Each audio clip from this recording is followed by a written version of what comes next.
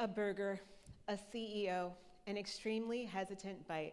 How many of you remember the recent viral moment when McDonald's CEO Chris Kempczinski appeared quite reluctant to consume his own product, or the controversy surrounding whether or not a burger should be called a product at all? I'm evoking this image as a visual metaphor for my own relationship with technology. Now, don't get me wrong, I love technology. As someone who works at the intersection of marketing and tech, I'm by necessity an early adopter. However, I confess I have an elder millennial's inherent skepticism toward AI, robotics, and intelligent automation. These are admittedly incredibly impactful and transformational technologies. But I feel as if some caution may be needed. And in all things, courtesy is foundational. A recent study of 1,000 people found that 67% of users describe themselves as being polite to AI. Of those self-described polite users, 82% said they say things like please and thank you. And 12% said they do this because they fear a robot uprising. I am not making this up. This is empirical data. This study was published in BBC News. And let me assure you, I'm not part of the 12%. But somewhere deep in the recesses of my mind, I do find myself wondering, is this technology going to go Skynet on me? Am I going to have to go Sarah Connor on it? As one ex-user phrased it, if you're not saying please and thank you to AI, you've clearly never seen a sci-fi movie. As someone who works at the intersection of marketing and tech, I'm by necessity an early adopter. And technology is moving us forward in ways that we perhaps had never thought to experience before. In Douglas Adams' 1979 sci-fi classic, The Hitchhiker's Guide to the Galaxy, how many of you remember Marvin, the depressed robot, my favorite character? Now, Marvin was a GPP prototype. GPT, ringity bells, our wildest sci-fi fantasies are becoming realities.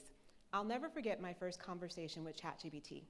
As a former English major, a respect for the humanities is a litmus test that I apply to all technologies and people. So I first asked it to write me a sonnet.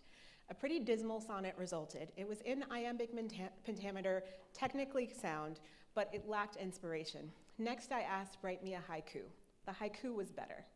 My follow-up, do you exist within an ethical framework, and does your existence, do you promote equity? And the satisfactory answer. Finally, does your existence portend mankind's obsolescence? Satisfactory answer, a productive working relationship ensued. We're entering the era of augmented intelligence where AI technologies are enhancing human abilities. Applications include autonomous supply chain management, predictive analytics, finding novel cures for rare diseases. Now, Gen Z, forgive me for the earlier Terminator joke.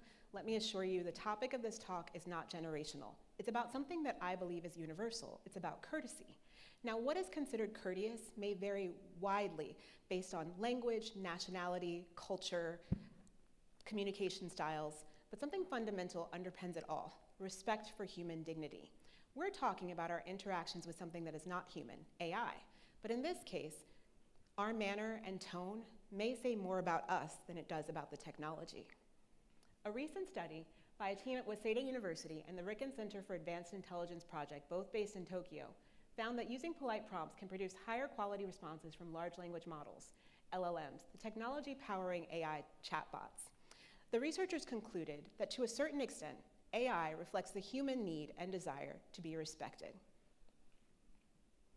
As in 2025, an ex-user tweeted to OpenAI CEO Sam Altman, "I wonder how much money OpenAI wastes on users saying please and thank you to their models." OpenAI CEO Sam Altman, OpenAI is the parent company of ChatGPT, responded tens of millions of dollars. And then he said money well spent.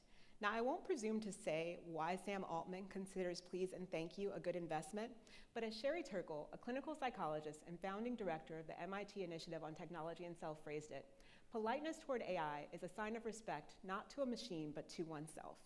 Her fear is that we might become habituated to using crass, disrespectful, demeaning, or dictatorial language with AI, and inadvertently adopt the same manner and tone with our fellow human beings. To quote Turkle, it's about us.